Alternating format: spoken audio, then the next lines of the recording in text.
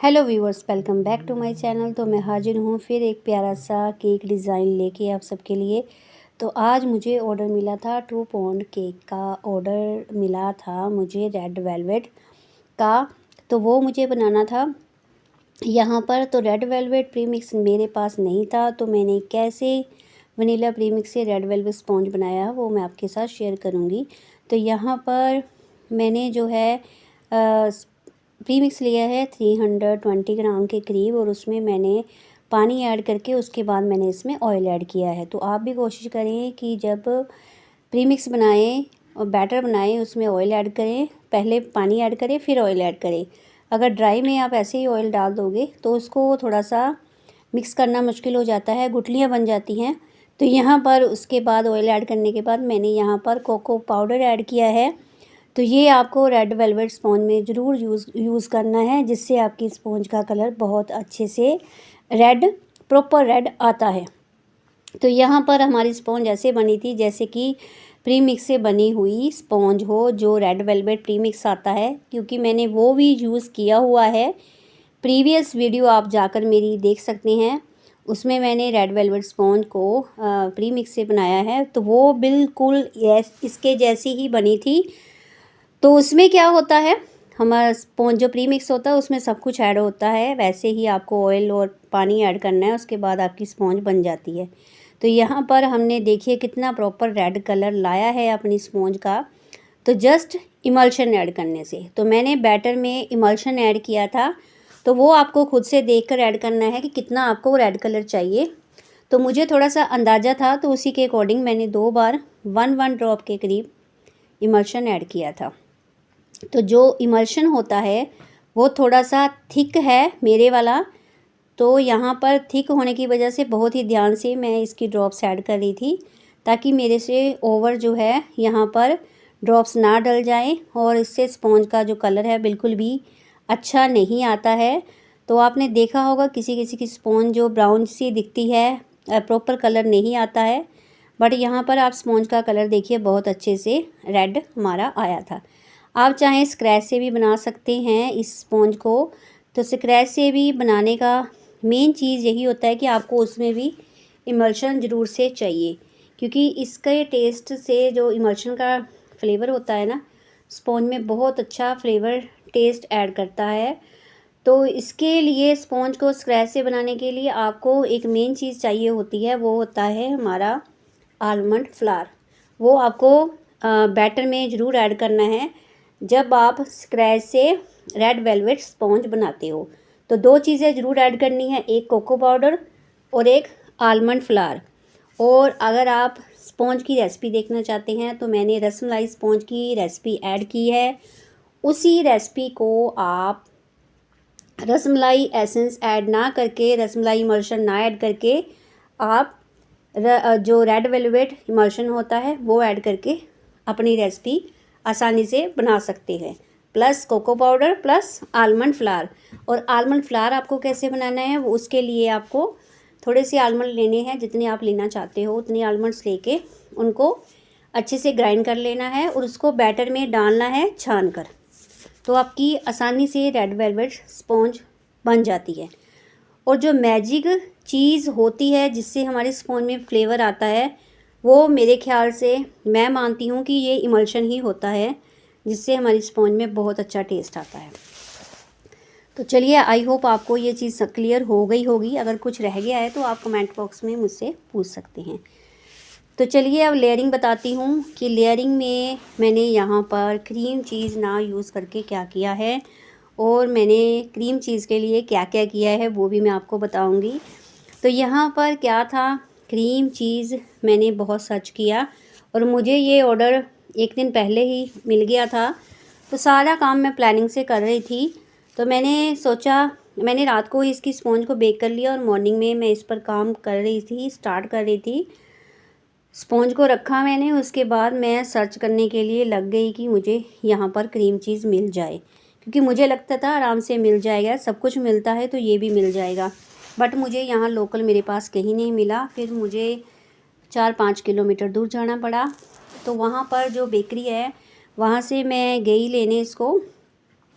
तो उनको समझ ही नहीं आ रहा था, वो चीज़ स्लाइस मुझे दिखाते जा रहे थे। तो फिर मैंने क्या किया, उनको पिक्चर दिखाई।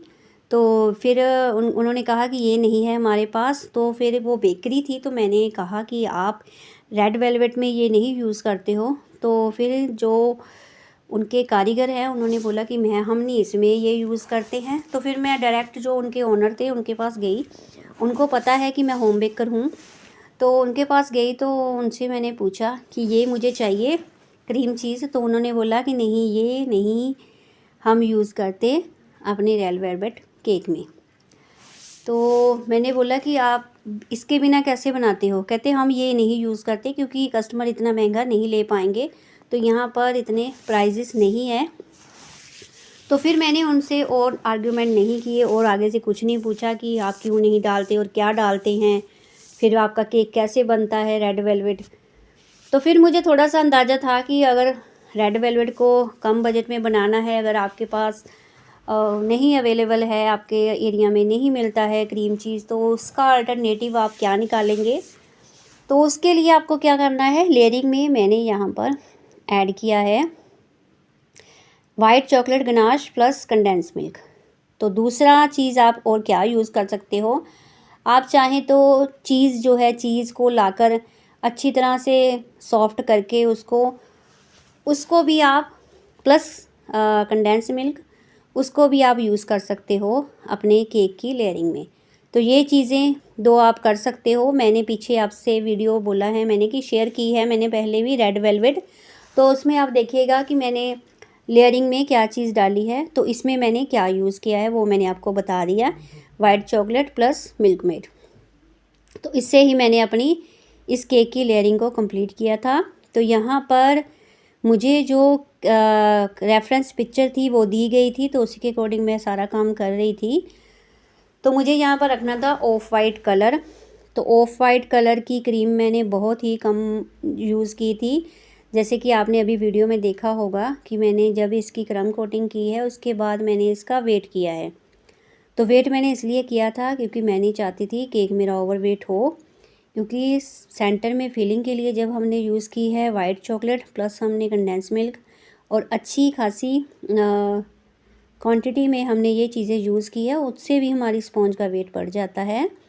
तो इसी कारण मैंने यहाँ पर जब प्री मिक्स लिया था तो वो मैंने बहुत कम लिया था, 320 ग्राम, क्योंकि मुझे पता था लेयरिंग में मैं ये चीज़ें यूज़ करूँगी तो इसका रेट जो है इसका जो वेट है वो बढ़ने वाला है।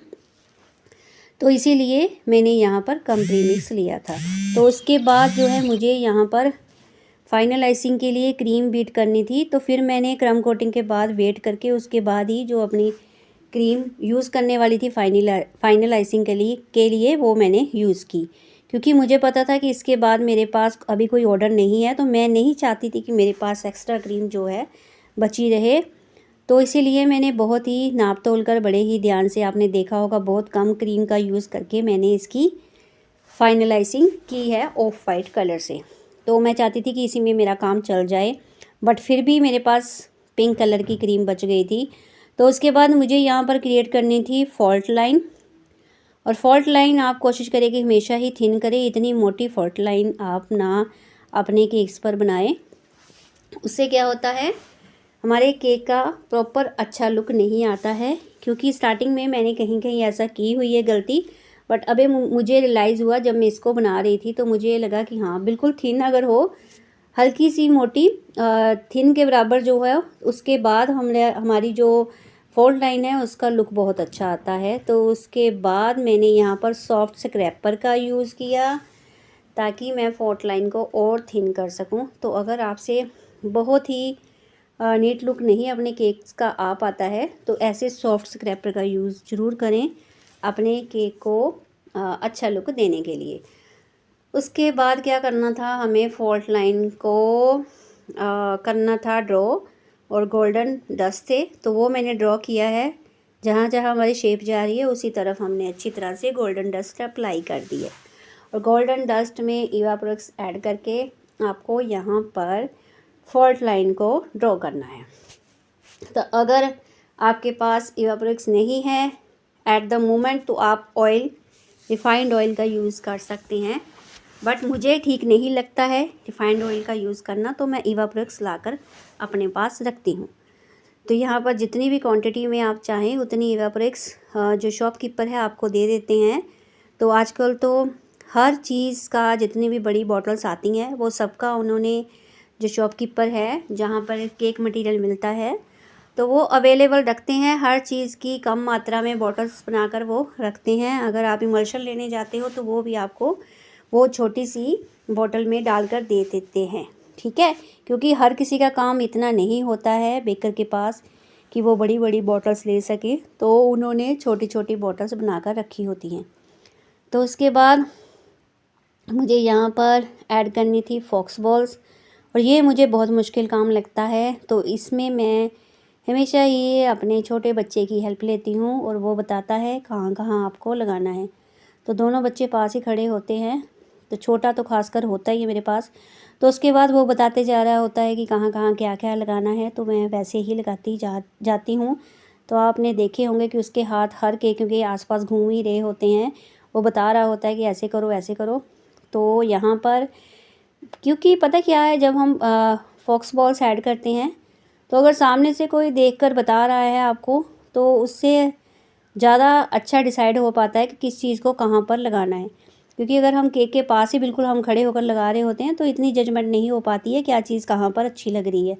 तो दूर से खड़े होकर देखते हैं तो उन चीज़ों की जजमेंट लगानी आसान हो जाती है कि क्या चीज़ को कहाँ पर प्लेस करना है। उसके बाद मैंने यहाँ पर ऐड की है बटरफ्लाइज़ और स्प्रिंकल्स। तो उसके बाद आज के केक का फाइनल लुक ये है। बहुत सारे रीटेक्स ले लेके मैंने आज की वीडियो का वॉइस ओवर किया है। थोड़ी सी गलती अगर हो गई हो तो माफ़ करना। फिर मिलती हूँ एक प्यारी सी वीडियो के साथ।